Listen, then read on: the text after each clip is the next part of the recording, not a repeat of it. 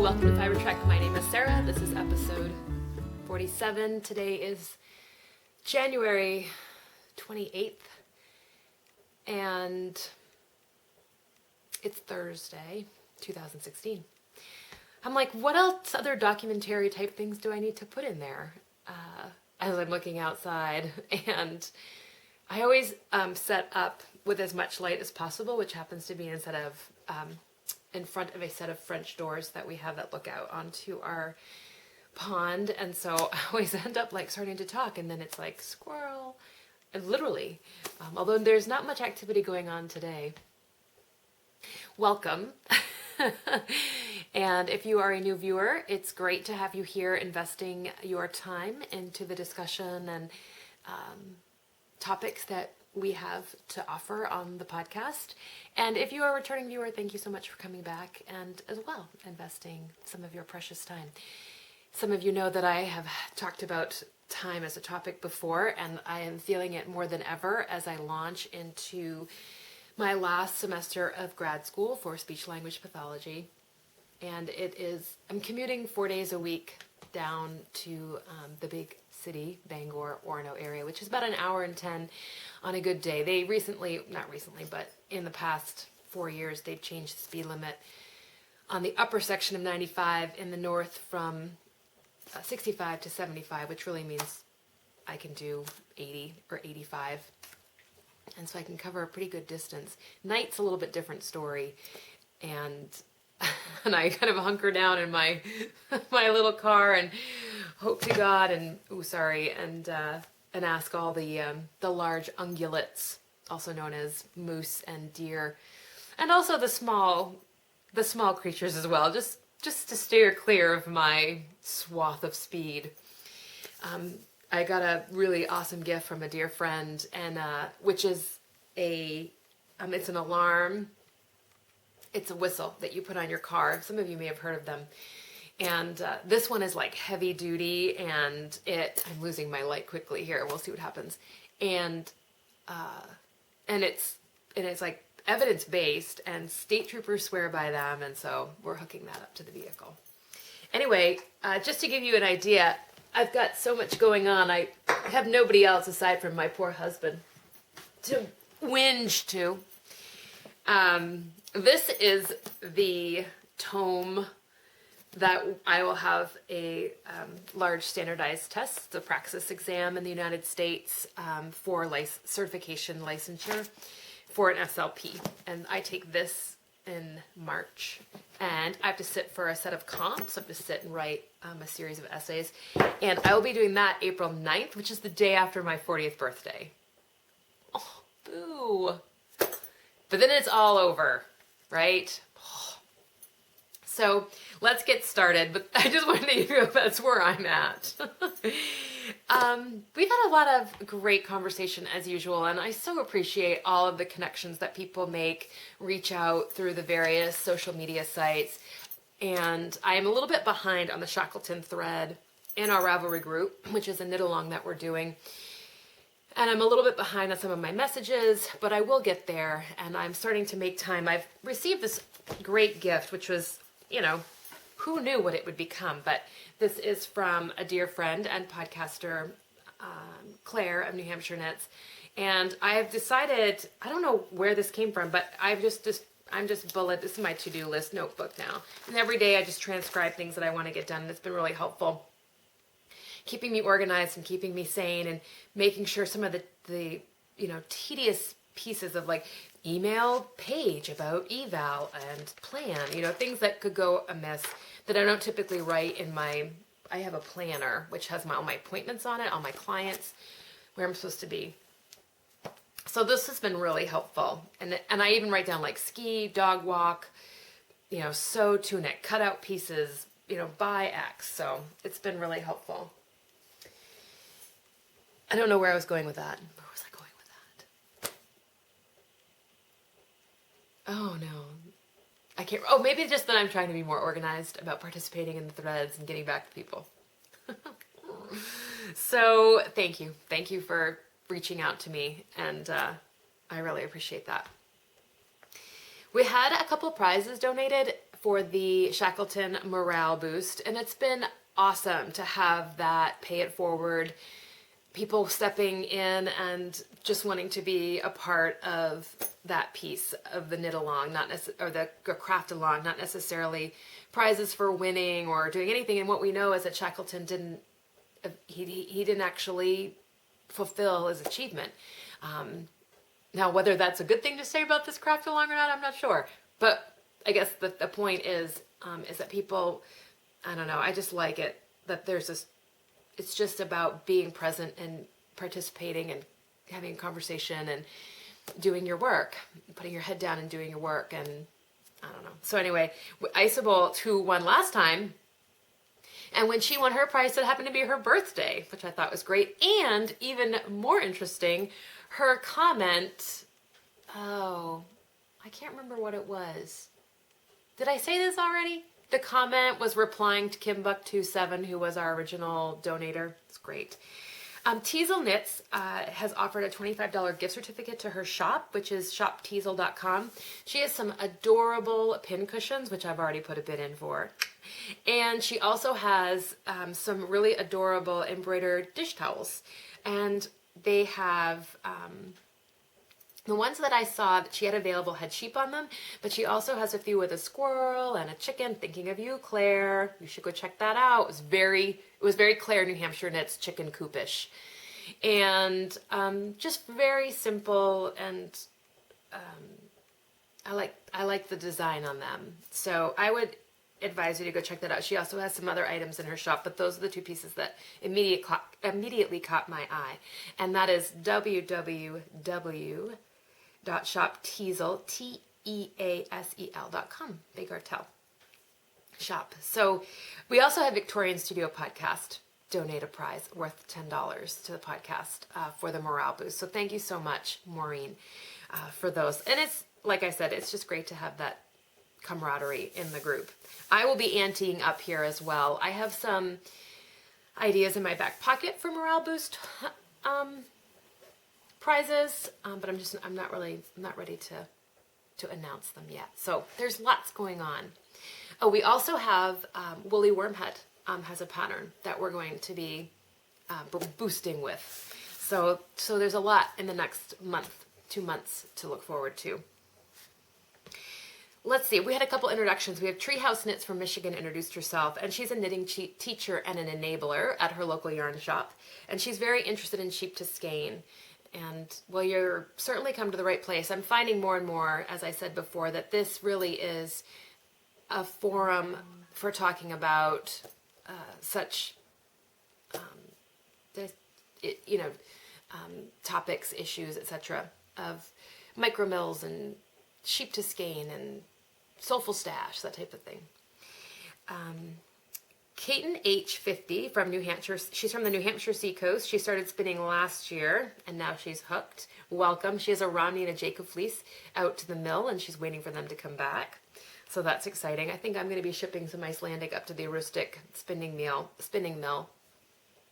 here soon. I've kept one fleece. I think I'm going to drum card, but I've got some old fleeces that I've been keeping out in metal containers, and I think I'm just going to ship them and have them turned into yarn.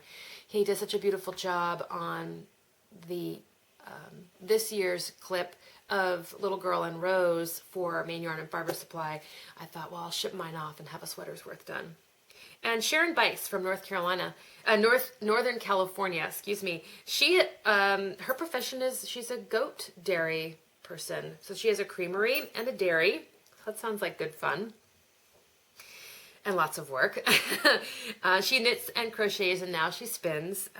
And she's kind of a zero to hero type, and I love this term, which was coined by a listener and watcher of the Woolen Spinning podcast, of Rachel Smith's podcast, which is her knit along, and that's going from prep, from, I'm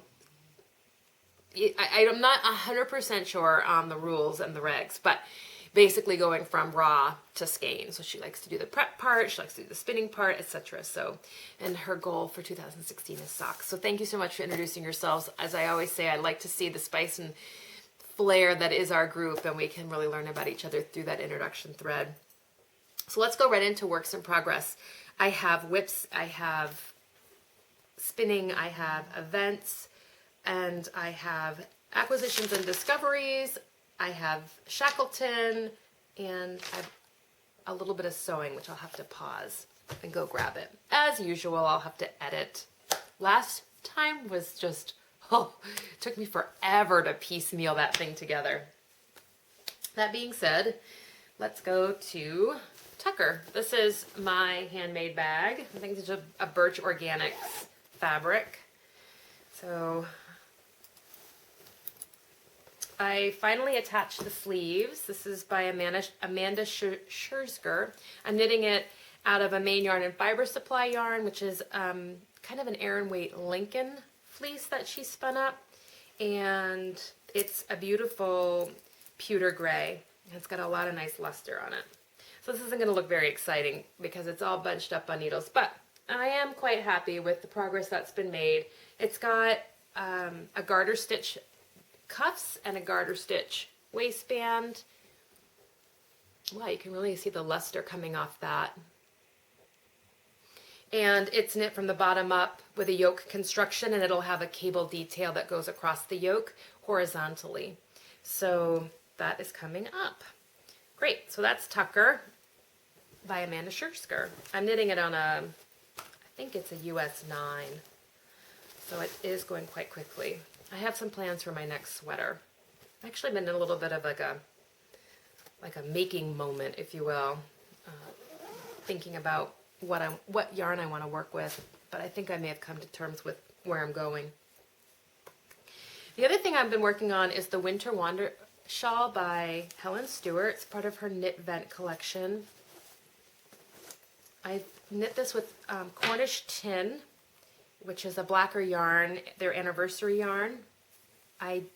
Secret Squirrel, I believe that Raza Wool in the United States still has some Cornish Tin, just in case you're interested.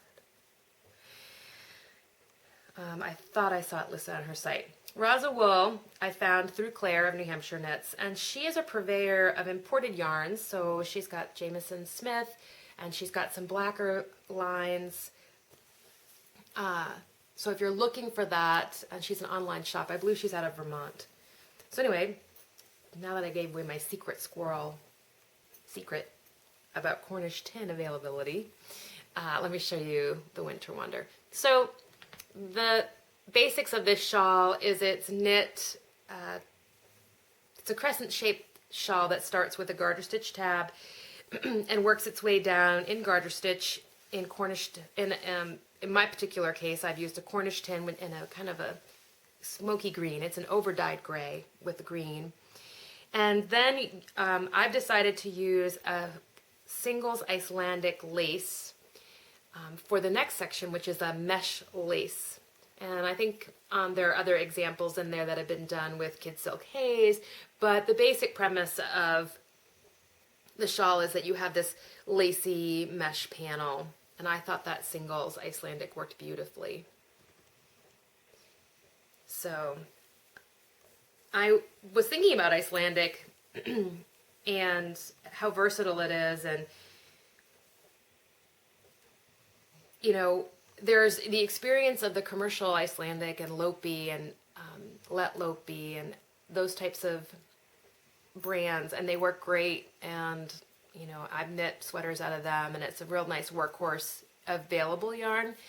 But there is something to be said for farm or micro milled Icelandic, and it's a very different experience, and it's one that if you have shied away from Lopi, and I use that term to describe the commercial availability of Icelandic singles yarn, then I would recommend, you know, checking out, I know Free Slave Farm in southern Maine has some gorgeous, gorgeous Icelandic yarns. Her shop is coming online in 2016. Maine Yarn and Fiber Supply has some gorgeous Icelandic, and I mentioned Green Bow before. I haven't touched theirs, but you know what I have found is that some of the smaller producers, I think it's 4:30. I don't know. There's just a different experience about it. So anyway, I'm really enjoying Helen's pattern. It's very well written. She gives you lots of information, ending row counts, and everything's line by line, percentage of yarn used, and I am very much enjoying this different way of creating additional stitches on the side. I just like the way that this is working up. So you get a nice stretchy edge, and I haven't had to deal with any type of tension happening along my increase edges, etc. So that's Helen Stewart's Winter Wonder Shawl. I also have on the needles a secret, some secret baby knitting I'm doing out of Peace Fleece. I'm going to talk about Peace Fleece a little bit later in the show. I had made a post about this particular baby knitting, and people were commenting Peace Fleece is the best, and it is, and I wanted to talk about Peace Fleece. It's a piece of Maine that I'm really proud of about this state and its fiber industry, and I think it has really been a piece of the fiber movement, grassroots fiber movement, and our, availability, our access to smaller yarns, smaller mill, micro mill yarns. So I also have on the needles, well I did, I'm going to knit Lindgren by Karina Westerman. This is a mitten pattern, it's done in 3 colors. And I'm going to use Kate Davies Buchel yarn in these colors. And that's just coming out a bit brassy. They're a little bit more muted than that.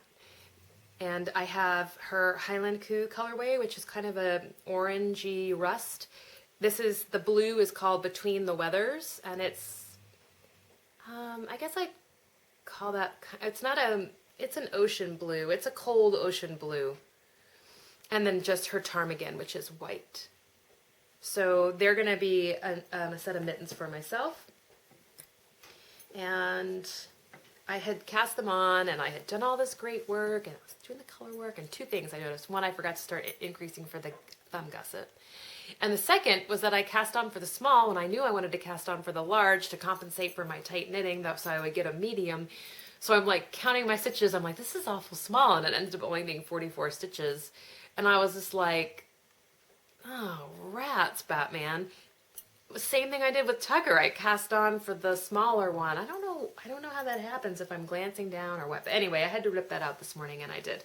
And I will cast that back on. So the other thing I have I'm going to put on the needles, this is another tale of woe, is I'm participating in the Natural Shades knit along with Brit Yarn and Louise of Knit British. And I know I should be showing you my swatch, my Herdwick swatch, which I have all intention of putting on the needles next week. But I put together some stash yarn for the Oatmeal Stout pattern by Stephanie Pearl McPhee. I'm going to be knitting the mitten cuffs. I had originally planned to knit the cowl, but I just don't think I have enough. So I'll be doing the mittens, and I'm knitting this on a US 8 double points. And I'll be using these 3 natural shades of Contented Butterfly Shetland wool. This is my hand spun, and I spun it as I can't remember if I chain plied this. I can't remember now. I think I spun this as a 2-ply, as a 2-ply, but I plied it from the ball. So I had a ball, like a cake that I had wound, so I spun from the inside and outside singles. I think that was what this technique was. I had just decided to do. So I have those 3. I would probably call a Morit, which is a dark brown. Is that gonna, hello? Yes? No? I don't think I have enough light. I may need to turn my lights on. I think I have a Miaget, which is like a light brown. And then I have this dark brown, which I don't have a name for. I wish I did. I wish I was up on my natural shade names for Shetland wool. But anything? No. I'll work on it. So that's going to be the cuffs of the mittens, and it's done in a slip stitch pattern. And then I'm going to do the bulk of the mitten in a 2-ply Icelandic. This is old stash. This is my first hand spinning, one of the first fleeces I had sent off and turned into roving at a mill in Otisfield, Maine, and spun it up into a 2-ply. But let me go see if I can turn some lights on for us. And this is kind of a light brown. All right. Oh, I went skiing today, and there was a section of the trail that was just boilerplate. And wow, I fell. And my skis came out from under me, and whew, it was painful. So now I'm like stiffening up. I've got to get my fire going and get a cup of tea in me. Is that any better? I don't know. I had to make some decisions today, and this just ended up being towards the end of the day. I try to do it towards the beginning, but so that's what I have going on the needles. And I hope to cast this on pretty soon. I know I have a lot. I need to actually find some things that will go to class with me that I can travel with, because most of these require I have to look at a chart. These mittens won't, but the Carina Westerman are color work. So let's see what my notes have to say. Natural shades. Oh, if you're interested in participating in that, there is a hashtag Natural Shades KAL. And I told you about Contented Butterfly Farm and their Shetland, and I told you about Lindgren. So let's go right to spinning. So I'm still working on the Flat Island fleece, which is a Starcraft fleece from Nash Island. And I wanted to let people know that if you're interested in working with Nash Island, she's just updated her website, and she has items for sale online. So you can buy Starcraft yarn right online from the Nash Island sheep. So I was inspired by, if I was evaluating a person, I'd be like, oh my God, they have a language disorder. They can't stay on topic. So I was watching Rachel of the Wool and Spinning podcast, and I was thinking about my own spinning, and I've been an intuitive spinner since the get-go. I taught myself to spin an Icelandic fleece that had had a cold wash, so basically in the grease.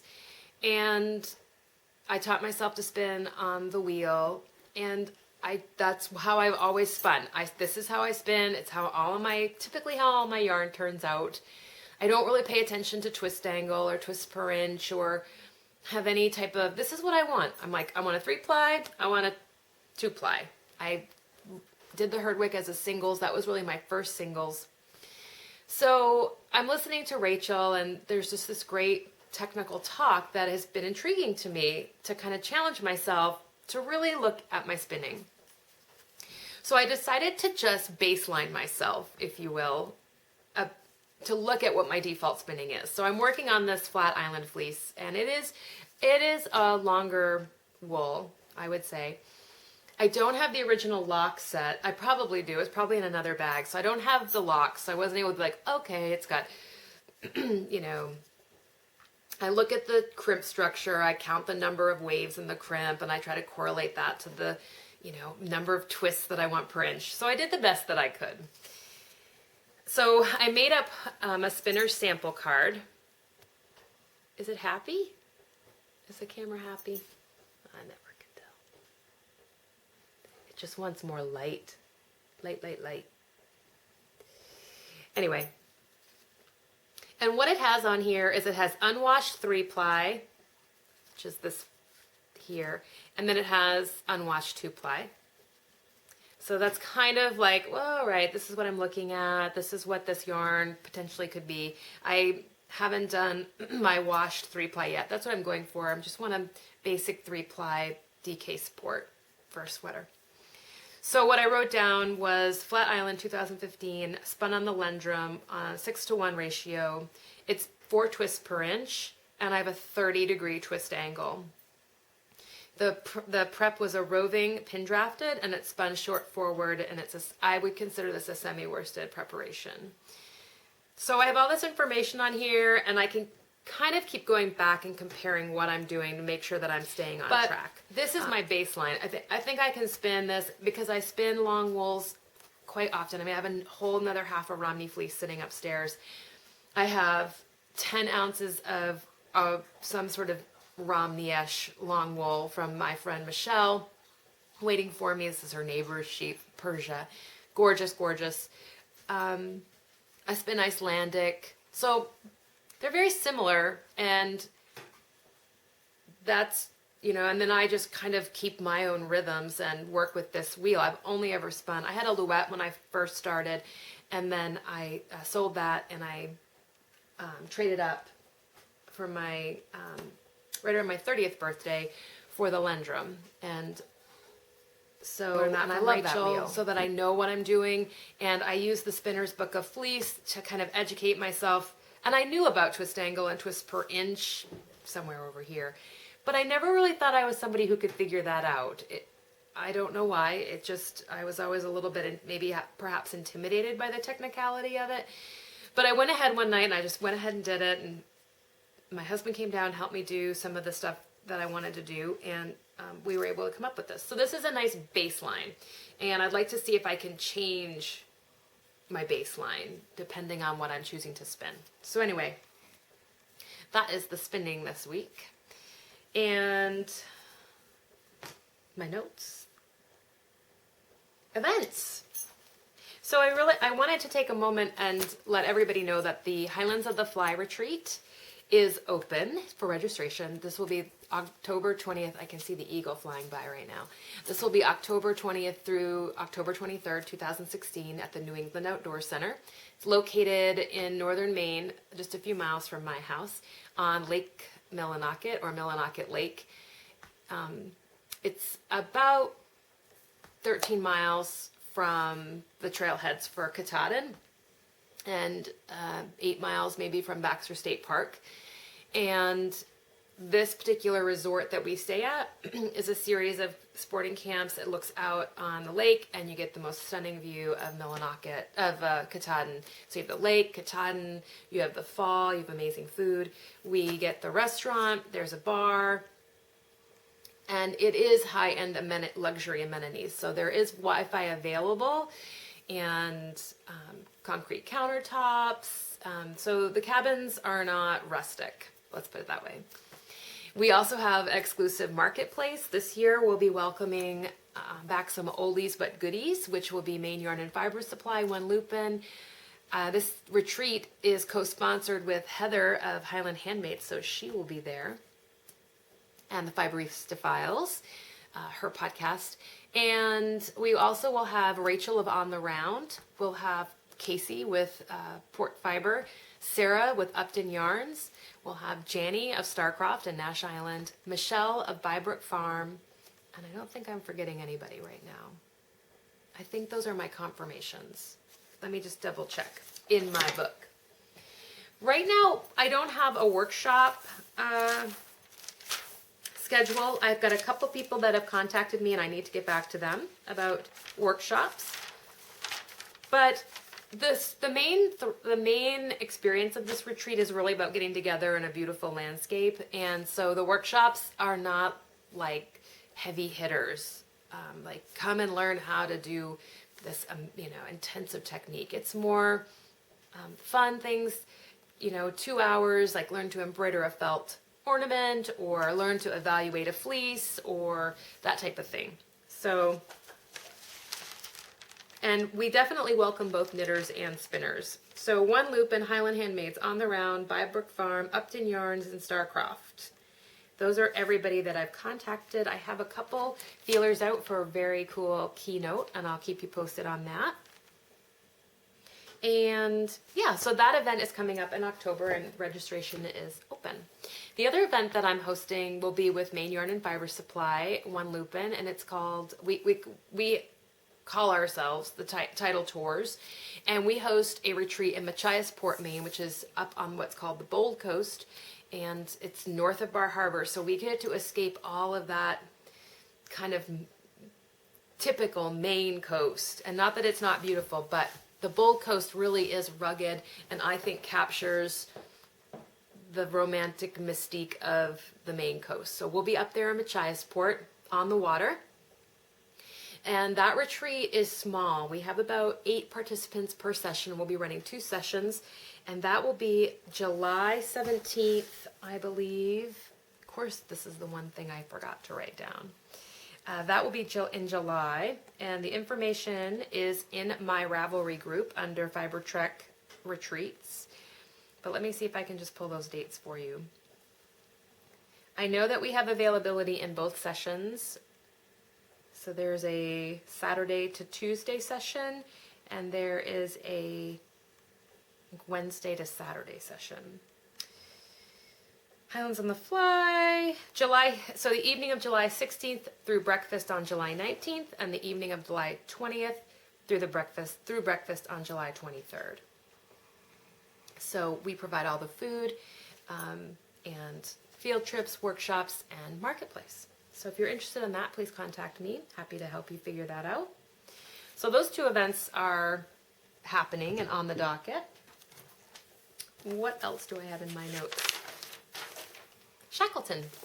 So I just wanted to let people know that there is a composition of a sea shanty happening in the thread, which I find hysterical, and I need to transcribe it and make sure that everybody gets to hear it because it's really quite funny.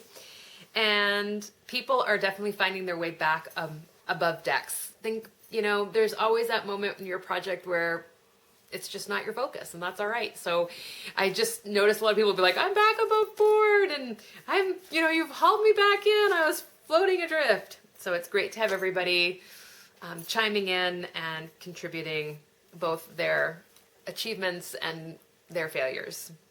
So one I wanted to note was we're very happy that Saratoga Knitting found her end on her spinning bobbin, because that was pretty tragic. She talks about that in her podcast, Ichiago Abroad, and she also has been talking about her Shackleton exploits there. So go over and check out that podcast. I probably didn't say that correctly, but I gave it the old college try. The other thing I wanted to mention that has to do with that particular thread is somebody posted in our group that recently an Antarctic explorer died, Henry Worsley. He was 55, and he was doing an unassisted, unsupported trek across Antarctica. No dogs, etc. He had raised about $142,000 or 100,000 pounds for wounded soldiers. And I wanted to share with you, he was life flighted to Chile, where he died from exposure, I believe. Oh no, it wasn't that. It was, what was his thing? It was a really odd thing I had never heard of.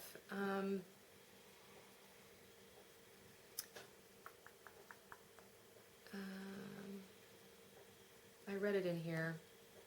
Anyway, so the ending paragraph on this particular article is, on day 71 of the brutal voyage, with just 30 miles left to go, Mr. Worsley, exhausted and suffering, as doctors subsequently discovered from bacterial peritonitis, was compelled to give up. He was flown to a hospital in southernmost Chile, where on Sunday he died. In his last audio broadcast on Friday, he recalled that when Sir Ernest abandoned an attempt to reach the South Pole in 1909, he said he'd shot his bolt. Quote, well, today I have to inform you with some sadness that I too have shot my bolt, end quote. So I think he's talking about Sir Ernest Shackleton. And I wanted to know what shot the bolt meant, so I went ahead and looked it up. So shot the bolt from, this is the Cambridge Dictionary, UK, informal, to have already achieved all that you have the power, ability, or strength to do, and to be unable to do more. Shot the bolt. So anyway, we mourn the loss of such an adventurer and an explorer, and so, but I very much loved his resounding quote at the end. Let's see. So that was contributed. Oh, and to go along with that Shackleton piece, I had talked about the port of call swap, and that has definitely gained some momentum. So I will be doing that swap. I'm going to sort those details out, and next time I podcast, we will figure it out, and I will email everybody within that thread. So if you're still interested in joining, go ahead. I will, I will be. I'm not going to be doing anything with that this weekend. So if you're interested, we are doing a swap within the group. You don't have to be a member of the Shackleton along to do that. And it's featuring your home, your locale, items that make, T3 Indian Purchase, T3 Indian Purchase. Like, what is it about Northern Maine that I can convey to you in this swap? And there will be fibery goodies, I believe. So the last thing that I want to show you is the FOs from our Shackleton thread. We recently have Alamin Kamama posted her beautiful dog sweater that she knit. I think this is called Deep Strides, and I loved it. And then Kleinwitz, let me just make sure I have that right. This is her Brecken by Martin Story. This is pretty intense, people, so hold on to your hats. How great. Is that focusing? Oh, you ridiculous thing. Yeah? This is a cabled cape poncho that is over the top awesome. So thank you for contributing both those to the finished objects thread. I think she says here, just finished sewing on the buttons. I don't believe, yeah, so she's good to go. And yeah, everybody's moving forward. So well done. Last, I wanted to, oh, no. Curses. I wanted to talk about Peace Fleece. This is a piece of Maine I'm not really sure I've talked about before on my podcast, but I love Peace Fleece. And I've knit a sweater out of that. I forgot to bring it down, of course. And in my rush for light, and I gotta do the dishes, and I still have work to do. But I thought I'd tell you a little bit about Peace Fleece and their history and what they have to offer and why I think this is a yarn, a company that is near and dear to my heart. And I feel like is kind of an epicenter of the original movement towards these soulful yarns, soulful stash. So the Peace Fleece story. The Peace Fleece offices are in a barn on a sheep and horse farm in the small rural town of Porter in the foothills of southwestern Maine. Peter Haggerty and his wife, Marty Tracy, started buying wool from the Soviet Union back in 1985 in hopes that through trade they could help defuse the threat of nuclear war. Since then, Peter has journeyed through Eastern Europe, Central Asia, and the Middle East in search of farmers and shepherds who are willing to set aside historic and enmities in exchange for opportunities leading to mutual understanding and economic interdependence. Sorry for the mispronunciation. I just find that really inspiring, the where they started and now where they've come. And I just noticed on here, they have a worsted and a DK. Let me tell you about their worsted.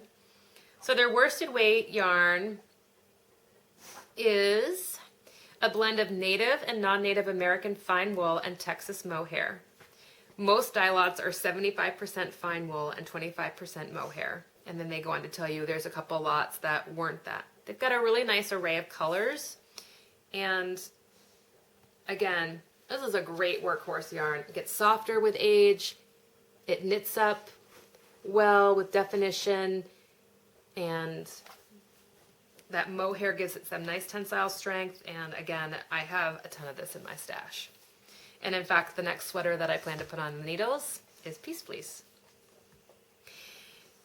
Maine Yarn and Fiber Supply did a retrospective of Peace Fleece sweaters, and I thought that was so much fun. I didn't get a chance to enter mine in, but she had other people's sweaters that they've knit from Peace Fleece from years past. And it was just a really nice way to look at yarn and progress and where, so you can look at the actual medium, but you can also think about where we've come and the original intent of this and what's happening now. And then this is their DK and DK Sport. And this is, you all right? My dog's got a little bit of a sneezy going on. 75% merino Rambouillet wool from Cottage Hill Farm in Ohio, Cook Farm in the Cheyenne River Reservation in South Dakota, and the Navajo Nation in Arizona, and 25% Texas mohair. So again, the Sport Weight doesn't have as many color selections. This is the yarn that I'm knitting the baby sweater out of.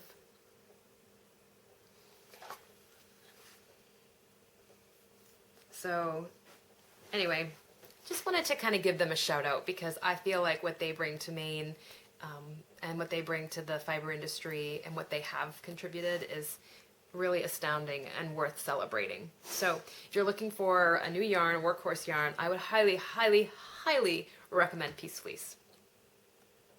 All right, that's just that's just a little plug for why I think Maine is great. Acquisitions and discoveries.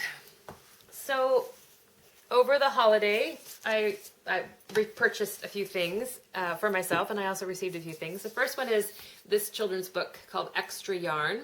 It's a winner of the Caldecott Award, which is I don't know if that's strictly American or if it is international as well. But it's about a little girl who finds an everlasting box of yarn and the evil Duke who tries to steal it. But of course it doesn't work for him, and it's just really fun pictures. So I bought that because it's a book about yarn. It's a children's book about yarn. I can certainly use that in my practice. I also received Buchel by Kate Davies at Home in the Highlands. This was part of the Seven Skeins Club that I joined, and this is pretty spectacular. It's got all the patterns that correlated to the club, but then it also has food. I'm really looking forward to making these seed and herb oat cakes. All the photography was done by her husband. She's got a recipe for Crowdy, which is kind of a farm soft cheese, which will be fun to do, and perhaps even a great way to keep a nice staple of cheese in the fridge. And then these look really good, these Holy Fair Farls. I don't know. Claire's probably cringing in her earphones. The other thing I picked up is I have the original book, but by Sally Maver, but this is Felt We Folk. I have her Felt We Folk 1, maybe? This one is Felt We Folk New Adventures. If you're not familiar with her work, it's just so much fun. You get embroidery and dolls, and this one expands on how to make their hair. This is a scene from Little Bo Peep, so how to make the sheep. Or Mary Had a Little Lamb, I guess. So she gives full instructions on all the dolls and how to do it, and how to make, this one particular shows you how to make wigs, and then also new scenes. So she has you can do bridal toppers. So I have a few ideas for themes that I'm gonna do. I just gotta find the time to do it, right? I love this winter play scene. Focus? Or not? So I got that, because I also just love looking at those pictures. So much fun. And then I got Natalie Channon's book, Alabama Sewing Studio Sewing Patterns, which has all of her patterns in it. So you get a CD, and you also get all the techniques for doing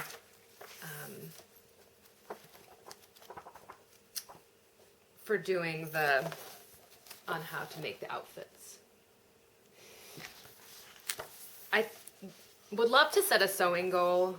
It's 5 o'clock. We'll let that go. I really want that to be in focus. I don't know why am I...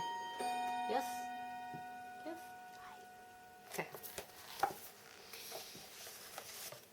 So I really want to make an Alabama Channon goal. I'd love to have an Natalie Channon outfit, wardrobe. I just not know if I'm there yet. And so I'm trying to be like, all right, I'm going to make one thing from this book, you know, with one technique. I just want to show you some of the intense gorgeousness that is her work. She shows you how to embroider. The thing to know about these pieces is that they are all hand stitched, including all of the seaming.